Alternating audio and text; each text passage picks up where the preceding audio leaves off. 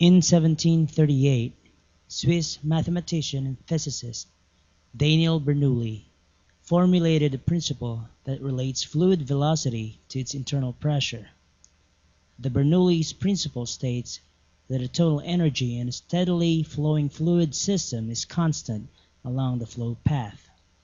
Hence, an increase in fluid speed must therefore be matched by a decrease in its pressure. Consider a pipe with a constantly moving fluid. When the fluid speed increases, its pressure drops. But when its pressure increases, the velocity decreases.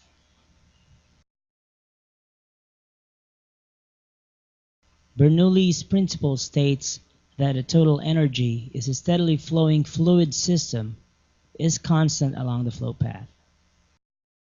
Apply the law of conservation of energy. Then substitute the formulas. Divide both sides by volume or V. Or, since V is a constant, since density is equal to mass over volume, rewriting the equation, we can now rewrite the equation as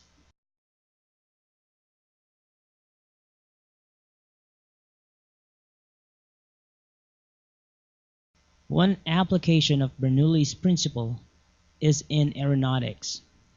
The wing of an aircraft is shaped such as the upper surface is longer than the bottom surface. Hence, air has to travel further above the wing, thus having a greater velocity. Greater velocity means lesser pressure. The air beneath the wing has a lesser velocity, so it has greater pressure than the air above the wing. With a low pressure on the top of a higher pressure beneath, this pressure system creates what we call lift. The blade of the rotor of a helicopter is also shaped like an aircraft's wing, thus creating the same effect. The spoiler of racing cars has also the same shape, only reversed.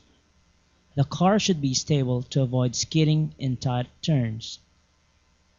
The spoiler is designed to create a higher pressure on its top and lower than the pressure beneath, creating what we call a downforce.